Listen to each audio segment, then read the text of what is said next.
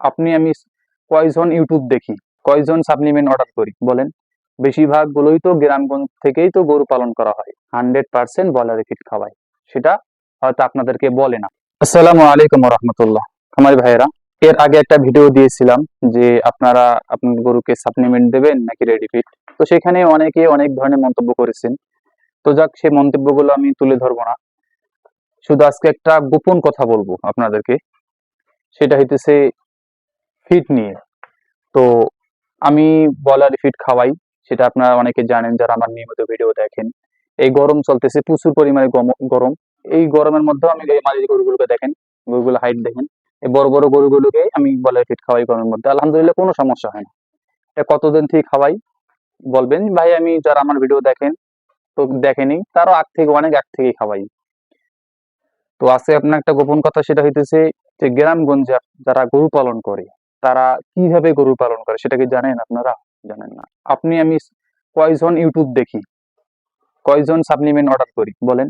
বেশিরভাগ গুলোই তো গ্রামগঞ্জ থেকেই তো গরু পালন করা হয়।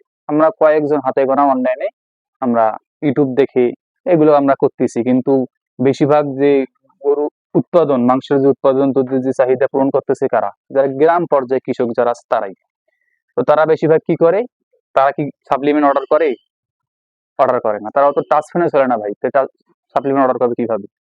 তো তারা বাজার থেকে রেডি ফিড খাওয়ায়, রেডি ফিড খাওয়াইয়ে গরু মোটাতাজা করে, পাশাপাশি শুধু গমের ভুসি খাওয়ায়। তো গ্রামে অনেক আমার পরিচিত লোক আছে যে তারা 3-4 মাস করে গরু পালন করে, অনেক একটু আছে এরকম। তো তারা কি খাওয়ায় শুধু তাদেরটা আপনাদের কাছে বলবো। তারা বেশিরভাগই খাওয়ায় ব্রয়লার ফিড, সেটা আপনাদেরকে হয়তো বলে না, বা আপনারা হয়তো জানেন না, জিজ্ঞেস করেন না। তারা গরু ব্রয়লার ফিড খাওয়াই গ্রামগঞ্জে অনেকেই গরু মোটাতাজা করে। আর যদি বলেন আমি কোথায় থেকে শিখছি, ভাই আমিও আমার বাবার থেকে শিখছি। আমার বাবাও ব্রয়লার ফিড খাওয়ায়, খুদি খাওয়ায়। আপনার আমাদের আলু আবাদ করা হয়, আলু সিজনে যখন আলুর দাম কম থাকে সে আলু সিদ্ধ করে খাওয়ায়। আলহামদুলিল্লাহ আমাদের গরু কোনো সমস্যা হয় না, দিব্যি ফ্যাটেনিং হয়, দিব্যি ফ্যাটেনিং হয়।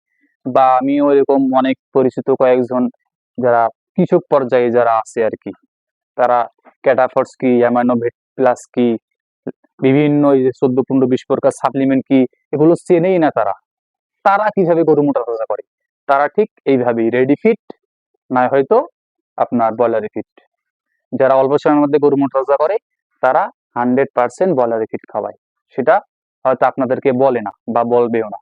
কিন্তু আমি যারা আমরা প্রান্তিক পর্যায়ে আছি, আমাদেরকে তারা খুলি বলবেই যে তারা কি খাওয়ায়। কিন্তু আপনারা কি নিয়ে আসেন? কয়েক প্রকার খাবার একসঙ্গে করবেন, কয়েক প্রকার মেডিসিন যেগুলো সাপ্লিমেন্ট বলে একসঙ্গে করবেন, ভুট্টা আর কি ফার্মেন্ট করে খাওয়াবেন। কত কষ্ট, কত ঝামেলা আপনাদেরকে আমি দেখাইছি, কত সহজে আমি আমার গরুগুলোকে ফ্যাটেনিং করি। অত কিছু লাগে না গরু ফ্যাটেনিং করতে। আলহামদুলিল্লাহ আমি গরু ফ্যাটেনিং করতেছি, দিব্যি লাভ করতেছি। কারণ আপনারা এত সাপ্লিমেন্ট খাওয়াই লাভ করতে পারেন কিনা জানি না, কিন্তু এটা আপনাদের বলে রাখি যে বেশিরভাগ প্রান্তিক গ্রামগঞ্জে বেশিরভাগ মানুষই বলে ফিট খাওয়ায় ভাই। তো সেটা আপনারা জানেন না, কিন্তু আপনারা আমরা খাওয়াই জন্য আপনাকে মন্তব্য করেন, নেগেটিভ মন্তব্য।